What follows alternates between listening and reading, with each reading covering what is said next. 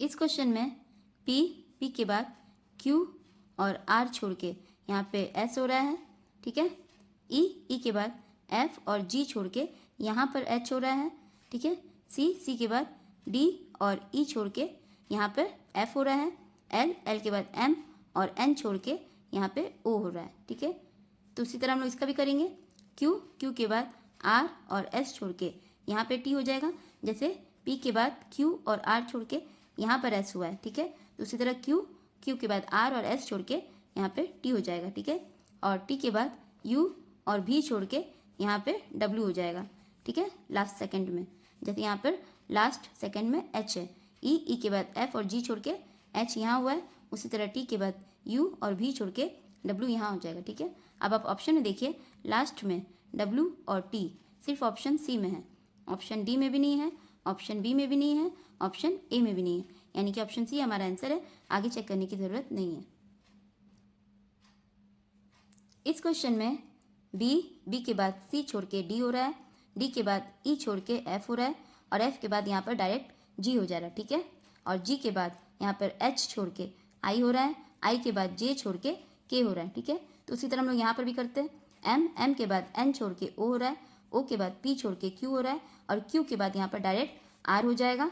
जैसे यहाँ पर एफ के बाद जी डायरेक्ट हो गया है, तो यहाँ पर भी क्यू के बाद डायरेक्ट आर हो जाएगा, और आर के बाद एस छोड़ के यहाँ पे टी हो जाएगा, जैसे सब में हो रहा है। और टी के बाद यू छोड़ के यहाँ पे भी हो जाएगा, यानी कि आर टी भी ऑप्शन ए हमारा आंसर है।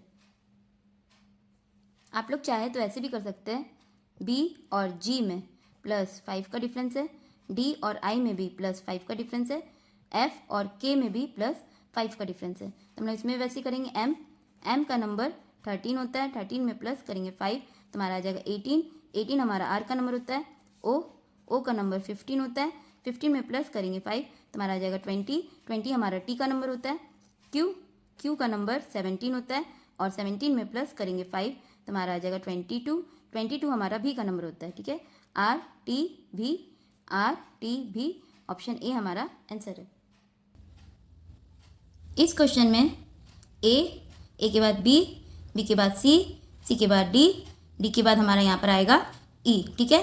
आगे में हमारा ई आएगा, ठीक है। अब आप ऑप्शन में देखिए, आगे में ई सिर्फ ऑप्शन सी में है, ऑप्शन ए में भी नहीं है, ऑप्शन बी में भी नहीं है, ऑप्शन डी में भी नहीं है, सिर्फ ऑप्शन सी में आगे में ई है। तो ऑप्शन सी हमारा आंसर है, आगे चेक करने की ज़रूरत नहीं है।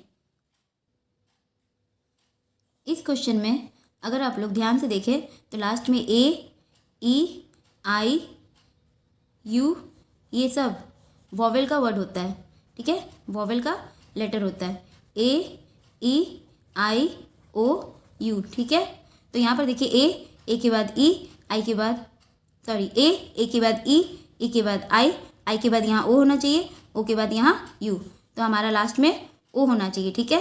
अब आप ऑप्शन में देखिए, लास्ट में ओ सिर्फ ऑप्शन डी में है, ऑप्शन सी में भी नहीं है, ऑप्शन बी में भी नहीं है, ऑप्शन ए में भी नहीं है, सिर्फ ऑप्शन डी में लास्ट में ओ है, यानी कि ऑप्शन डी हमारा आंसर है। आगे चेक करने की ज़रूरत नहीं है। इस क्वेश्चन में एस का नंबर 19 होता है, टी का नंबर 20 होता है, बी का नंबर 2 होता है, पी का नंबर 16 होता है, ठीक है। सेम हम लोग यहाँ पर भी करेंगे।